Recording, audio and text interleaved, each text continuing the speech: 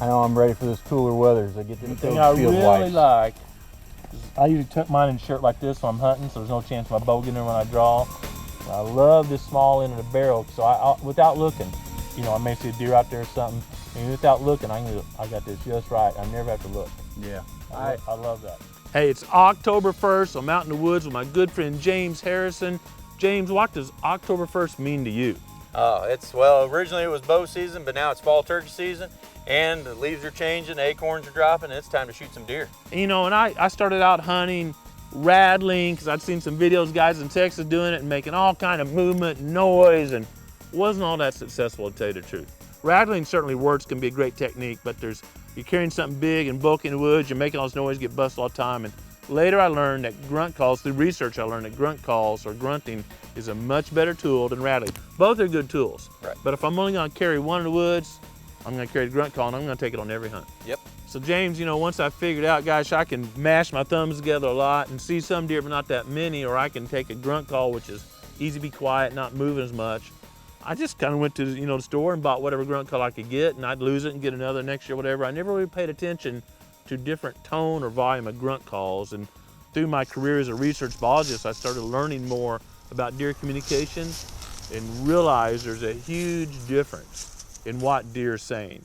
And that's when I got with you because I couldn't find anything out there that fit my needs as a deer hunter. I needed a new call designed. Right. We started from scratch, really. I mean, we went down to listening to actual deer grunting on the videos, live deer grunting, the stuff that we heard and how it was carrying, and then we started basically from the ground up, you know, with the tone boards all the way through. I know we had a lot of time developing the call to get the sounds where we wanted them at.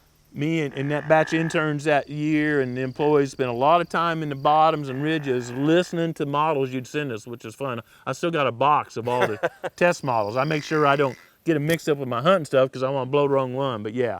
So a lot of fun, and we came up with what's called the messenger to communicate very specific vocalizations at different situations and different times of the year.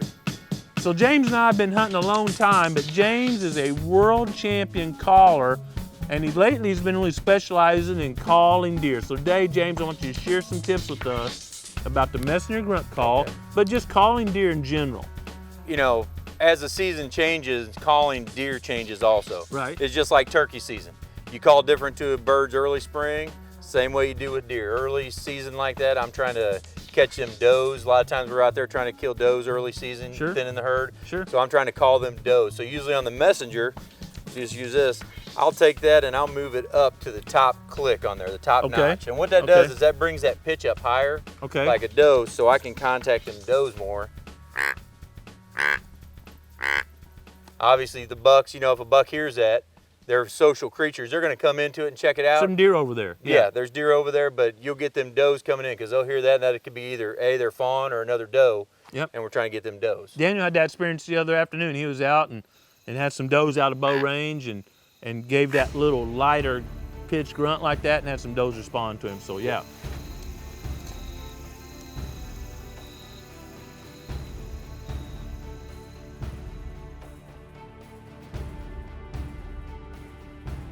Then as pre-rut gets in, I'll switch it down. I usually go with the middle setting on it. Okay. And that's kind of like a 2.5-year-old deer right there. Give you a little bit of sound here.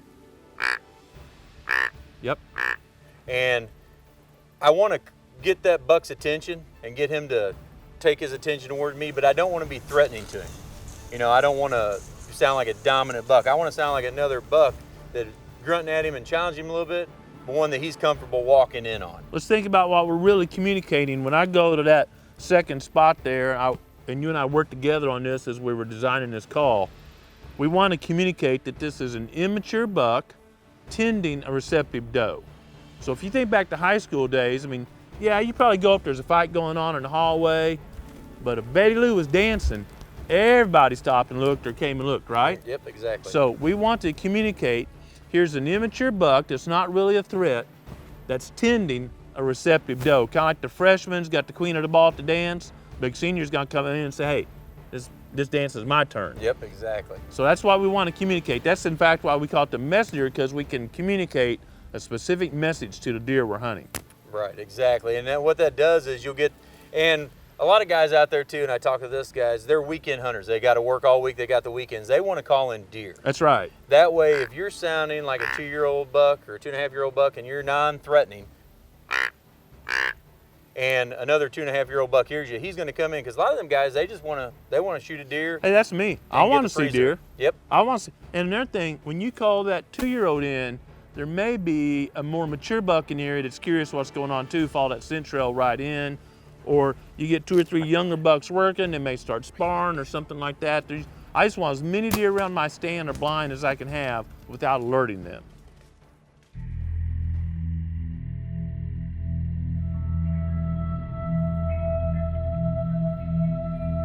James, let's advance a couple weeks. Wherever we are in America now, let's say we've advanced, or now we're in heavy pre-rut rut. There's some actual breeding going on, there's chasing going on. What's your strategy? Strategy there is, and you can leave it on that second setting and just call them deer into you, but if I got a shooter buck out there, a hitless buck that I'm wanting to get after, I'll drop it down to that third setting, which is the closest to the end, and that's gonna deepen that tone. And what I'm wanting to do is, I wanna challenge that buck, but I don't wanna be over aggressive to him. I don't wanna sound like a big old bull out there. I just wanna sound like a 2.5, 3.5-year-old buck. Still don't have all my Wheaties yet, but I want to challenge him to get to that. And you've doe. definitely tended a doe here. You got that tending grunt going on. Right, yep.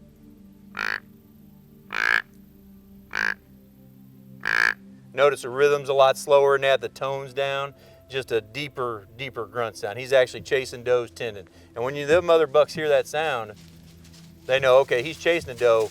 He's not the dominant buck, he's chasing the doe, and they're gonna come in and check it out. At minimum, they're coming in to scent trail that receptive doe or check it out. Yep.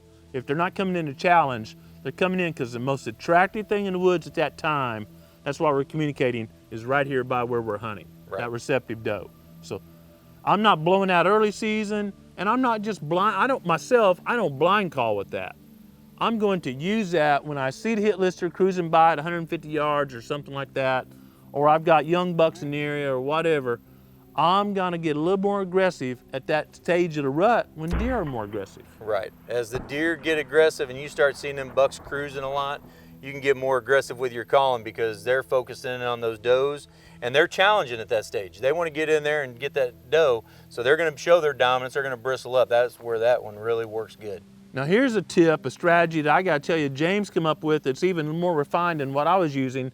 You told me something you did during the rut, last part of the rut, whatever, it kind of really related it to turkey hunting. I want you to share that with our group. Well, once you get into lockdown, Missouri gun season is notorious. The first week of gun season seems like them does and bucks, they're locked down tight. Yep. I switch the messenger back over and I go up to the top groove because I want to sound like a doe.